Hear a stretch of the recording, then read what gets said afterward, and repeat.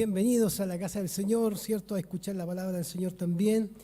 Hoy día quiero compartir con ustedes el capítulo 5 del libro de Génesis, para que lo busquen en sus Biblias. Vamos a considerar algunos pasajes, versículos, para nuestra meditación.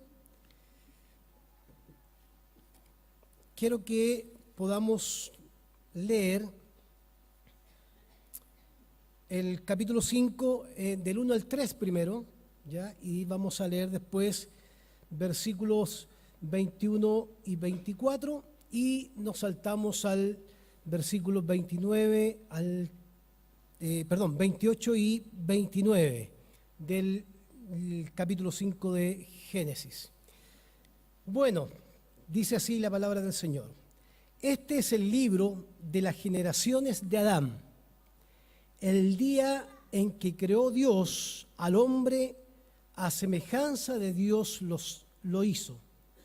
Varón y hembra los creó y los bendijo y llamó el nombre de ellos Adán, el día en que fueron creados.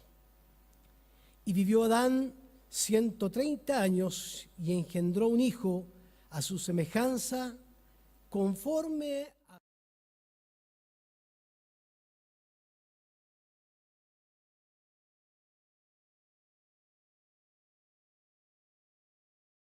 Vivió Enoc 75 años y engendró a Matusalén. Y caminó Enoc con Dios, después que engendró a Matusalén, 300 años, y engendró hijos e hijas. Y fueron todos los días de Enoc 365 años. Caminó pues Enoc con Dios y desapareció porque le llevó Dios. Y vamos a leer el versículo 28 y 29 que dice: vivió Lamec 182 años y engendró un hijo. Y llamó su nombre Noé, diciendo: Este nos aliviará de nuestras obras y del trabajo de nuestras manos, a causa de la tierra que Jehová maldijo. Amén. Ahí está el relato que vamos a revisar hoy día. Oramos al Señor, ¿les parece? Padre Celestial, nos inclinamos delante de tu presencia, agradecidos por el tiempo que hemos tenido de cántico de oración, donde podemos alabar tu nombre, glorificarte a ti, Señor, con todo nuestro corazón. Ahora, Señor, queremos adorarte, escuchando tu palabra, atendiendo a la voz de tu Espíritu que, Señor, guía nuestros corazones. Lo queremos hacer con reverencia, pero también con nuestro corazón dispuesto, Señor, para que tú hables a nuestras vidas. Rogamos tu bendición, una bendición especial por cada uno de nosotros en esta tarde. En el nombre de Jesús. Amén. A ver si alguien me ayuda con el agüita, que no hay agüita. Gracias.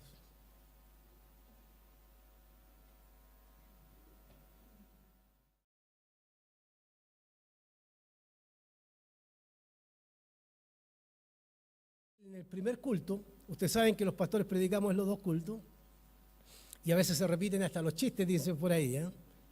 Pero decía en el primer culto algo que nos pasa a todos cuando nos acercamos al libro de Génesis, especialmente cuando nos acercamos a un libro que habla de la descendencia de Adán.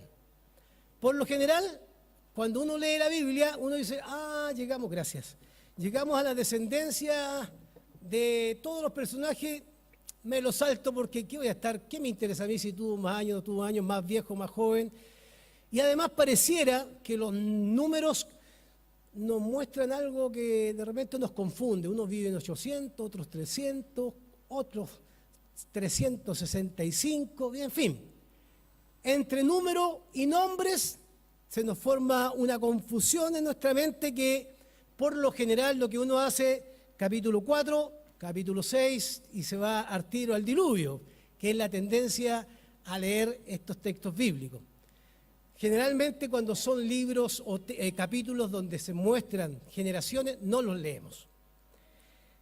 Pero, y yo dije en la mañana, no sé cómo fui a meterme en este lío, pero los líos son buenos desafíos.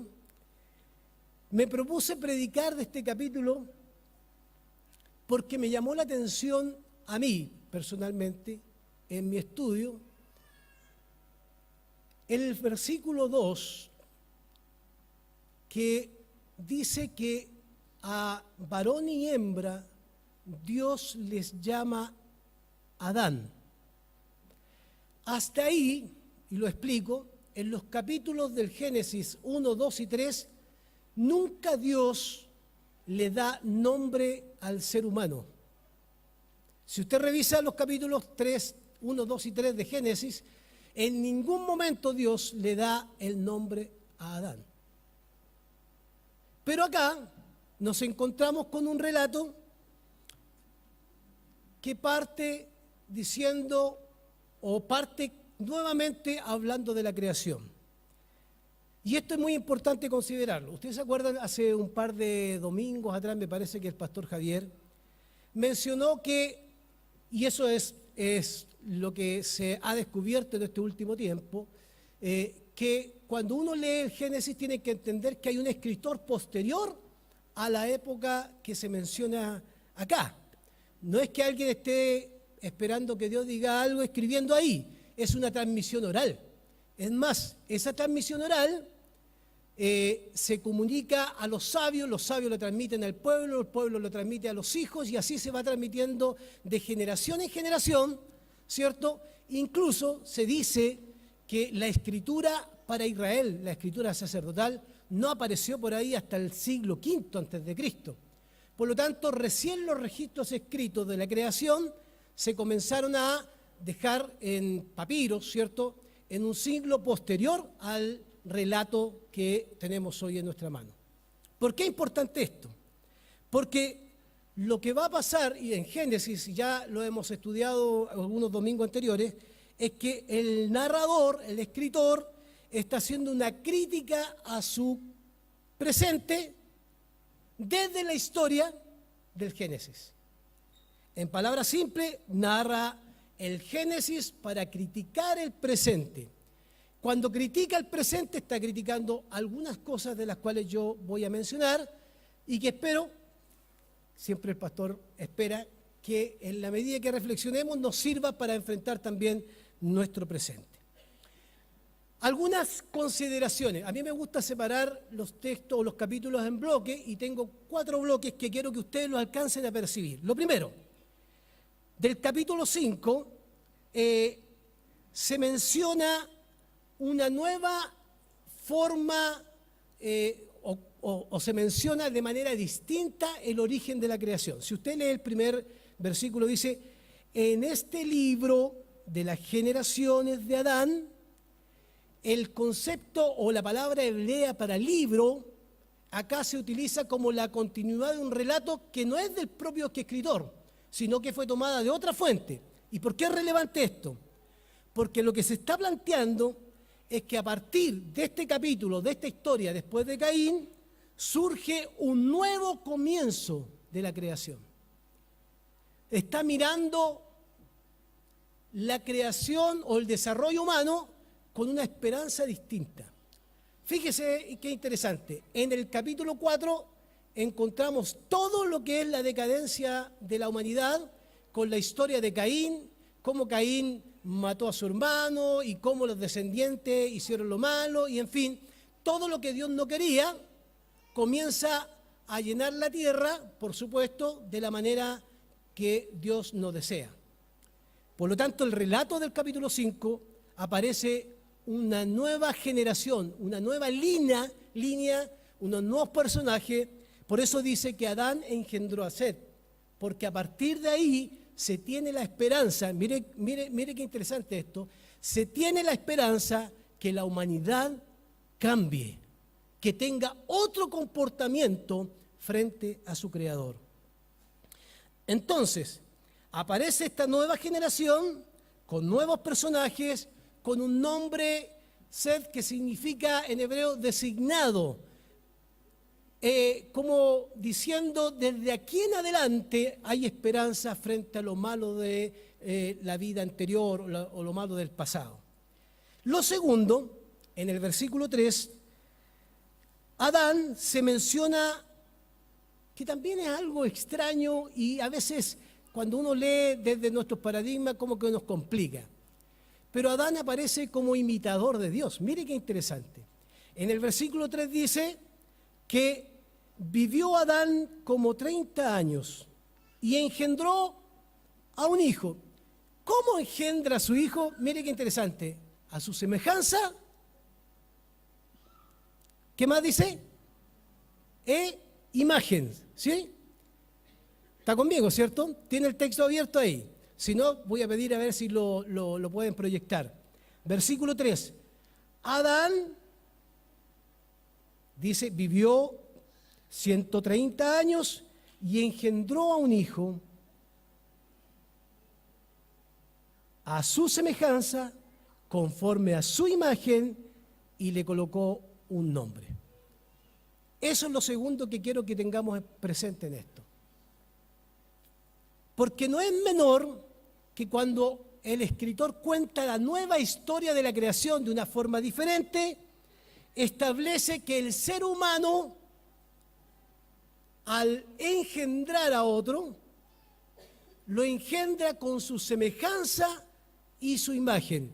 Si usted hace un paralelismo con el capítulo 1, versículo 26 de Génesis, cuando Dios crea al hombre a su imagen y semejanza, es la misma forma literaria, es la misma narración donde el escritor quiere dejar sentado o quiere dejar para las nuevas generaciones algo que tiene que ver con esta idea de que más allá de la maldad de la creación y de la humanidad, la imagen de Dios sigue vigente entre nosotros.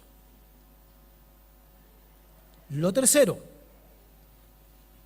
dentro de estos cuadros que estoy tratando de separar, en el versículo 22 al 24 se menciona que en medio de la monotonía de las generaciones, que no son pocas, si usted ve las edades son bastante, la vida es bastante alargada, por lo tanto, en medio de esa generación, de toda esa generación, aparece un personaje.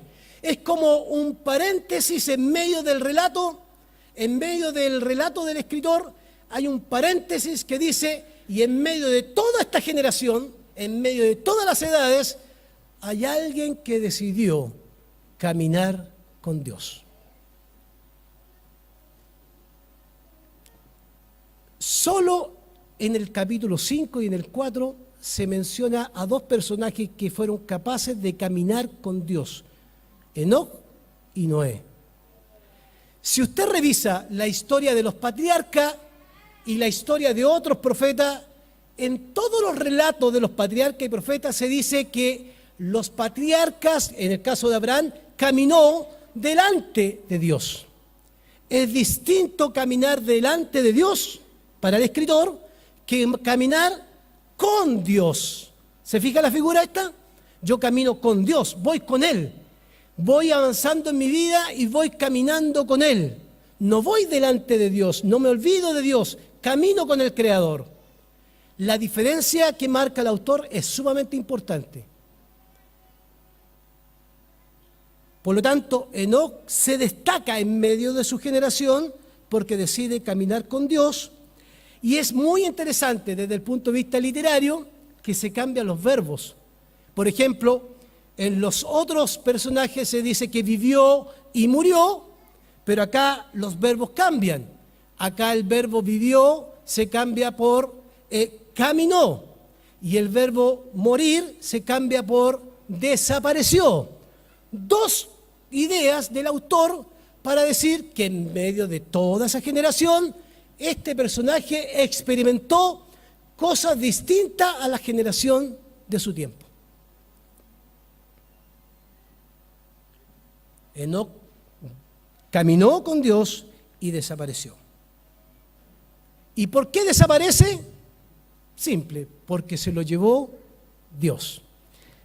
Un cuarto elemento que quiero que consideremos en nuestra reflexión tiene que ver con el tema del versículo 29, donde Lamec, de una manera casi profética, cuando nace su hijo, le coloca un nombre. Ya vamos a hablar de esta idea de colocar nombres.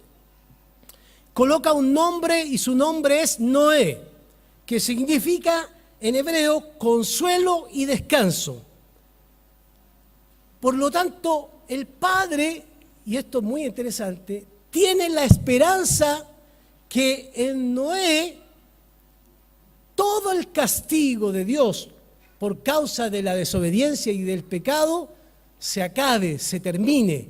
Él tiene la esperanza que a partir de Noé comience una nueva generación que sirva a Dios, pero que le quite la carga de la maldición recibida por causa del pecado.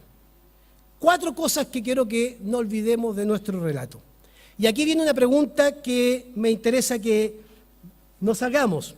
Entonces, ¿por qué es importante o qué propósito tiene el autor de mencionar la genealogía, las generaciones, las edades, los nombres, los personajes? Es una pregunta que hay que hacerse. Porque ¿qué sentido tiene que un escritor ponga tantos nombres y tantas edades? ¿Para qué sirven los nombres? ¿Para qué sirven las edades? Tiene su propósito. El primer propósito dentro de este libro es proveer cierta continuidad al relato de la creación y del desarrollo humano. ¿Por qué? Porque uno puede pensar que por causa del pecado, la imagen de Dios ya no está en el hombre. Pero el relato de Génesis está planteando que la creación continúa, el desarrollo humano continúa y la imagen de Dios continúa a pesar de la rebeldía del hombre con Dios. Y usted dirá, sí, pero la gente está mala hoy día, pastor. Sí, pero la imagen de Dios, creación de Dios, está en el ser humano, por más que nosotros creamos que la maldad ha dejado que esa imagen se refleje en el hombre. Está. Lo que pasa es que hay que restaurarla. Y ahí vamos a encontrar algunos desafíos.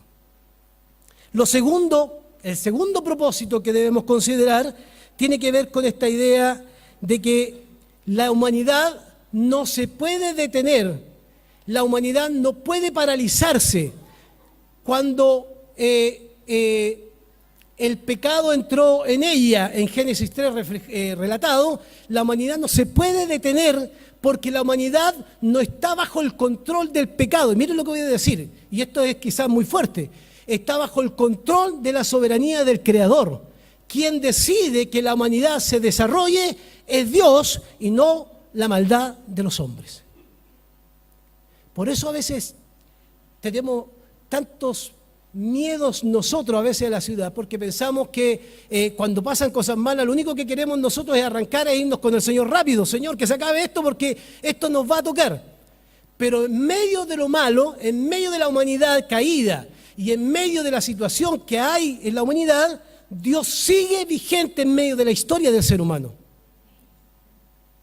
Y es más, cada uno de ustedes tiene su propia historia. Y a veces, por más que usted piense que Dios ya no está en medio de usted, en medio de su historia, a veces nos equivocamos, porque Dios está más presente de lo que nosotros nos imaginamos. Estos 2 propósitos establecen la base para poder comprender los versículos que vienen. Y acérquese conmigo, por favor, a este capítulo. El libro de las generaciones de Adán. Este libro de las generaciones de Adán que muestra que Dios, en el versículo 1, creó a Dios al hombre a su semejanza, Dios los hizo. Varón y hembra los creó y los bendijo a los 2, no al hombre. Ya nosotros acá en la iglesia hemos tratado este tema. No es que acá los hombres dicen, ven, las mujeres guarden silencio, Dios bendijo al hombre nomás. No, a los 2. Pero mire qué interesante esto. Y a los 2, varón y hembra, les puso Adán. ¿Por qué es importante esto? Fíjese que existe en el mundo antiguo Por eso el relator dice, y Adán engendró a Seth, o engendró, vivió y murió y engendró a Seth. Después vivió y colocó el nombre tanto. Porque en la antigüedad, colocarle el nombre a una persona, cuando un padre le otorgaba un nombre a su hijo, lo que estaba haciendo era decir socialmente que él como padre tiene autoridad sobre su hijo. Esa era la creencia antigua. La creencia de aquellos tiempos era que cuando alguien colocaba el nombre a una persona, tenía plena soberanía sobre él. Tenía autoridad. Y es ahí donde cobra sentido el texto. Porque como Dios sigue vigente en la historia humana, y el relato agrega algo que no se dice en los 3 primeros capítulos, Dios coloca un nombre a Adán. Y lo que está diciendo el autor, que Adán, la humanidad, tiene por sobre él, sobre esa persona, a un Dios vigente, vivo, soberano, creador de los cielos y la tierra. ¿Por qué? Porque existía la tendencia a creer en el mundo antiguo que los dioses y los reyes, ¿cierto?, colocaban sus grandes imágenes en sus pueblos, en sus ciudades, y construían grandes ciudades, o grandes imágenes, perdón, ¿para qué? Para que se le adorara, pero también para que el pueblo tuviera temor. Eran autoritarios. Y aquí está el primer cambio para la generación del escritor. Dios no produce temor con su autoridad, todo lo contrario. Su creación es capaz de relacionarse con su creador, Él tiene soberanía sobre su creador, pero el hombre lo reconoce a Él como su creador. El hombre, por más que engendre a otros seres humanos, no es soberano, necesita el creador. Y ahí hay un tema importante para nosotros, porque a veces nosotros como seres humanos, nuestros logros personales, parecieran que nos dan ciertos derechos. Logramos un título, logramos una casa, logramos un auto y pareciera que nosotros ya nos mandamos solos, que ya no necesitamos al Creador, que ya no necesitamos a aquel que nos dio la vida. La imagen de Dios puesta en el hombre se repite en la manera que Adán engendra a sus hijos. Por lo tanto, esa imagen y semejanza de Dios va a seguir en la vida del ser humano. Y aquí hay algo importante, porque el autor está diciendo algo que no podemos perder de vista. ¿Cómo nos tratamos nosotros los seres humanos? Por ejemplo, mire a su lado. A su lado usted ve una persona con estructura. Pero si miramos desde la perspectiva de Dios, lo que vemos es la imagen y semejanza del Creador. Nosotros le hemos colocado si es bonito, si es feo, si es gordo, si es flaco. Pero nosotros lo que vemos a nuestro lado son personas. Personas que se merecen ser respetadas en su dignidad, no por su raza, no por su clase social, no por cuánto recurso tiene, no por cuánto ha logrado en la vida, no por sus títulos. Debe ser respetada porque fue creada a imagen y semejanza de Dios. El autor está diciendo algo muy potente. La imitación del hombre de crear y procrear y de engendrar y de colocar la imagen en otro es muy potente, porque eso cambia nuestra forma de ver la vida, eso cambia nuestra forma de ver a los demás, en un mundo donde está constantemente instalada la discriminación, en un mundo donde está la opresión, el obrero frente a su patrón, donde está el hombre que sufre a causa del maltrato laboral, donde en el hogar se maltrata psicológicamente a la esposa o al esposo, donde la mujer en algunas culturas y en algunos grupos religiosos evangélicos, protestantes, no vale nada, porque tiene que callar en la congregación. donde pareciera que la manera de valorar al ser humano se ha perdido desde la imagen de Dios y se ha instalado que el ser humano vale por cómo viste, por cómo habla, por qué raza es. Como nunca en Chile en esta última semana se ha percibido una discriminación hacia los inmigrantes. Hombres que se aprovechan de las necesidades de nuestros hermanos extranjeros para sacar recursos, para explotarlos en las calles. Voy a contarle una historia cortita. En cierta iglesia, si usted quiere saber, después me pregunta al final del culto. Me acuerdo que yo era estudiante del seminario y alguien me mandó a una iglesia porque querían hacer unos trabajos de pintura. Yo fui, alguien dice que yo soy muy sindicalista, pero yo fui consciente de que el que me iba a dar el trabajo era un hermano. Y dije yo, pregunté cuánto valía la hora hombre, porque así medimos ahora el ser humano, hora hombre, hora herramienta, cuánto me iban a pagar para poder pintar ese lugar que era la iglesia. Entonces yo calculé, dije, bueno, si me pagan en ese tiempo una hora para los que estudiamos era 500 pesos. Entonces dije yo, bueno, si me paga 400 pesos, yo tomo el trabajo, porque lo encuentro que está dentro de la negociación. Pero llego a cierto lugar, me atiende un administrador de una iglesia y me dice, mira, tú eres estudiante, te voy a pagar 200 pesos.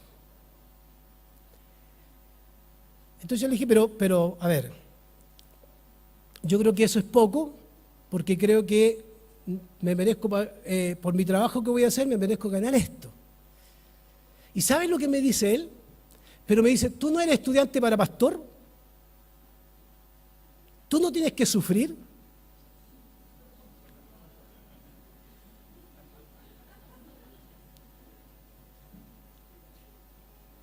Tómalo o déjalo. Esa es la oferta y la demanda, ¿cierto? O lo tomas o lo dejas. Pero uno se pone a pensar y dice, ¿no será que nosotros debemos practicar la justicia con el otro? Porque si el mercado establece algo, ¿los valores del reino de Dios no son distintos al mercado? ¿Amén? Si yo miro al otro como una herramienta o miro al otro como una persona que no tiene valor, por supuesto que lo voy a castigar. No solo en el área económica, lo voy a castigar en todos los sentidos de la palabra. Psicológicamente, la autoestima de las personas está en el suelo porque hoy día pareciera que nosotros no vemos en nosotros que somos creación de Dios. Que Dios bendiga a ambos sexos y le coloque un nombre a Adán, a los dos, humanidad, entendemos el nombre de Adán como humanidad, significa que Dios da dignidad al ser humano para que de la manera que Él trata al ser humano, tratemos nosotros también al ser humano.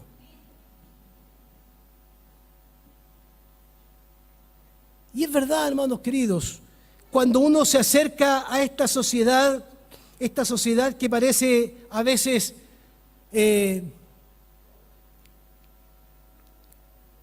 una sociedad que no tiene en cuenta al otro, individualista, cuando no me importa lo que sufre el otro, nos vamos convirtiendo en rocas sin sentimiento, sin corazón.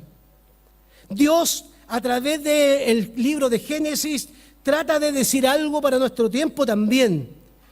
Que se mencionen los orígenes, donde Dios otorga un nombre, está diciendo que nosotros nos debemos a un creador, que Adán se debe a su creador. Pero también el hecho de que coloque un nombre significa que las personas van adquiriendo una identidad que tiene que ver con Dios, una identidad que lleva la semejanza y la imagen de Él en su vida.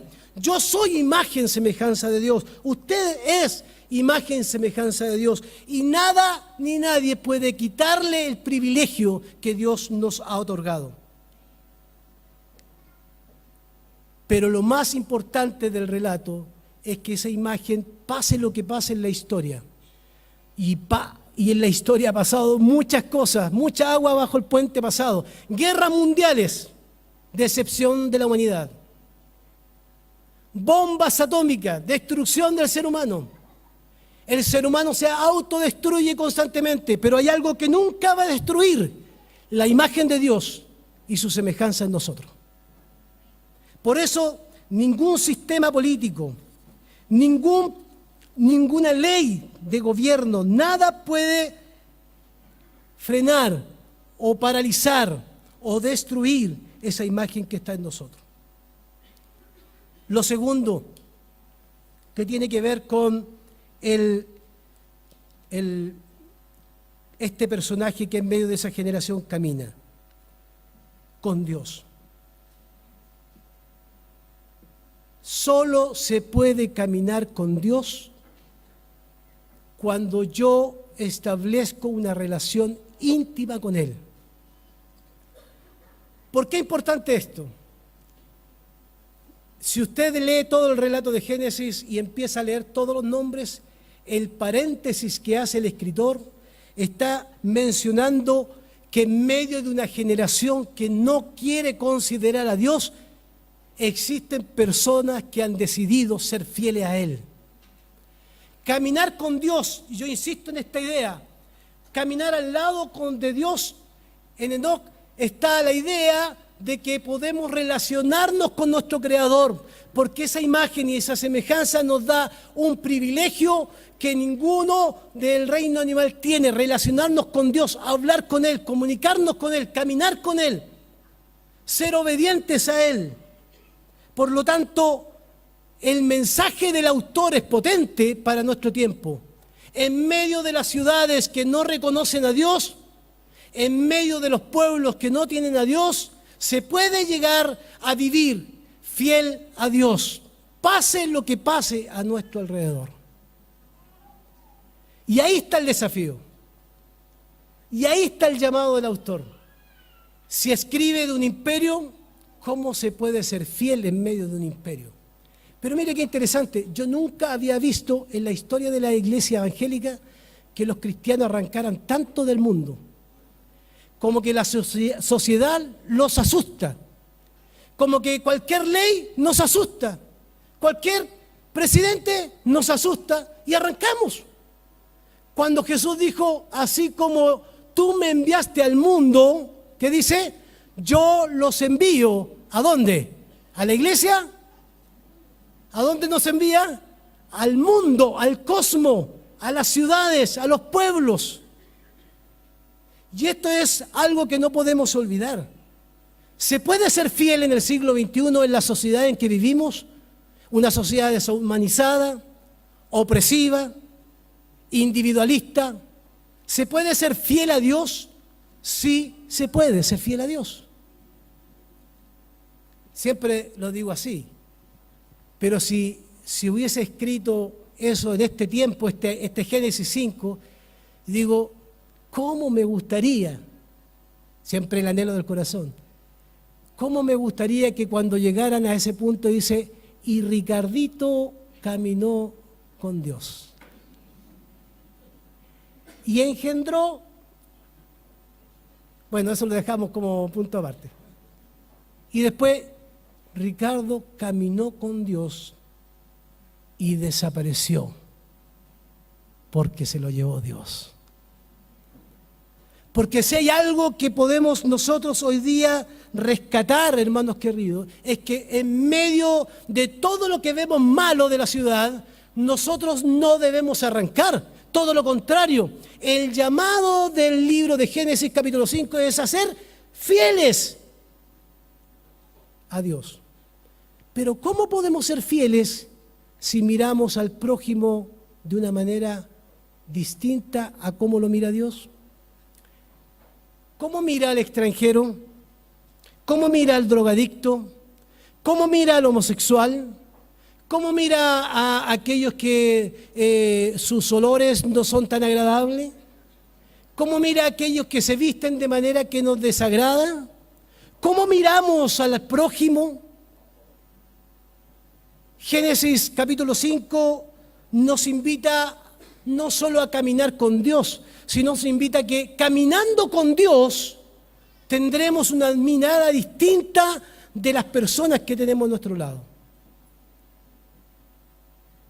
Cuando uno lee las palabras de Jesús, tuve hambre y me diste de comer, tuve sed y me diste de beber, uno sabe que hoy día a quien pide ayuda no deberíamos negársela, porque no sabemos si es el Señor. Pero la pregunta, hermanos, ¿cómo nos miramos entre nosotros? ¿Cómo se mira el esposo y la esposa, los padres y los hijos? ¿Cómo se miran ustedes como hermanos? ¿Miran al doctor, al abogado, mira qué? ¿O miramos a la persona? ¿Cómo valoramos al otro en medio de nuestra realidad? Son preguntas que no podemos dejar de hacernos. Debemos volver a la perspectiva de Dios. Debemos volver a mirar como Dios mira.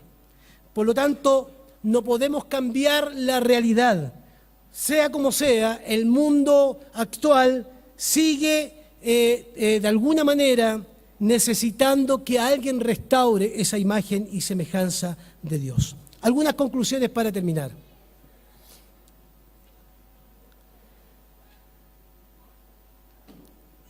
¿Se puede profundizar la relación con Dios? Sí se puede. Pero yo sostengo que hay distractores que no nos dejan relacionarnos con Dios de manera íntima. Deberíamos hoy día evaluar cuáles son los distractores que impiden que me relacione adecuadamente con Dios. Si usted hiciera una evaluación de su día, va a descubrir que hay muchas cosas que impiden que tengamos una relación adecuada con Dios. Distractores, atracciones, caminos que nos alejan de Dios, personas que nos alejan de Dios, situaciones, circunstancias que nos alejan de Dios, que lejos de llevarnos a caminar con Él, nos alejan de Dios. Entonces la pregunta sería, ¿cómo haremos en este tiempo para caminar con Dios de la manera que Él desea? La Iglesia provee muchas instancias para caminar con Dios, pero el porcentaje más alto lo tiene usted en su día a día. Caminar con Dios significa estrechar los lazos más profundos con nuestro Creador. Segundo, si profundizamos nuestra relación con Dios día a día, esa intimidad que podemos tener con Él, definitivamente no tendremos que hacer mayores esfuerzos para restaurar la vida de otros, porque será de manera natural. Cada palabra, cada acción, cada conducta que tengamos se va a diferenciar de aquellos que no son cristianos, porque la intimidad con Dios habla mucho más que nuestras palabras. Y cuando las personas sean restauradas, no serán restauradas por nuestros discursos, serán restauradas por el testimonio que tenemos cuando caminamos con Él. Entonces, si nosotros detectamos que nuestras conductas no permiten que otra imagen de Dios sea restaurada a otras personas, debemos cambiar nuestro camino. Debemos restaurar nuestro camino y debemos volver al camino de Dios y mirar como Dios miraba a las multitudes como ovejas que no tienen pastor. Y por último, me pregunté al terminar, ¿por qué tantos nombres y tantas edades? ¿Para qué el autor dice tantos nombres, edades, nombre, edades, nombre, edades? Y llegué a la siguiente conclusión. El autor solo está diciendo que en medio de toda esa realidad generacional hay alguien que se atrevió a ser distinto. Hay alguien que se atrevió a ser distinto. En medio de toda esa realidad generacional hay un hombre como Enoc que se atrevió a vivir de manera distinta caminando con Dios. Porque para vivir la vida en la ciudad se necesita tomar decisiones correctas. Porque la gente, en vez de ver a hijos de Dios, va a ver otra cosa que seguramente los va a alejar de la iglesia. ¿Se puede caminar con Dios hoy día? Sí. ¿Se puede ser distinto? Sí. Eso significa evaluar cómo estamos viviendo hoy día cuando decimos que caminamos con Dios. El desafío que Dios nos plantea es muy potente. Uno, caminemos con Dios fielmente y no importa la sociedad en que vivamos.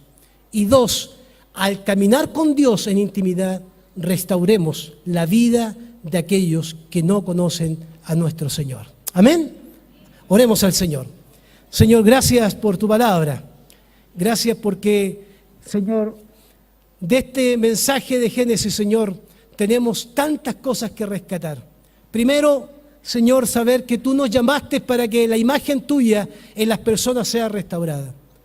Segundo, que podamos, Señor, tratar al prójimo como tú lo tratas, con amor, con compasión, con misericordia.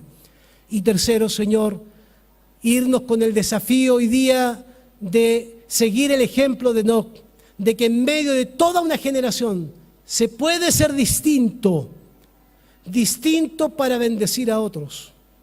Podemos ser distintos, Señor. Señor, te pedimos como iglesia que nos ayudes para que cuando caminemos contigo lo hagamos de manera íntegra, Señor, y que otros vean en nosotros que somos tus hijos, de tal manera que ellos también quieran alcanzar y conocer al Creador de nuestras vidas. A ti sea la gloria y a ti sea la alabanza, Señor.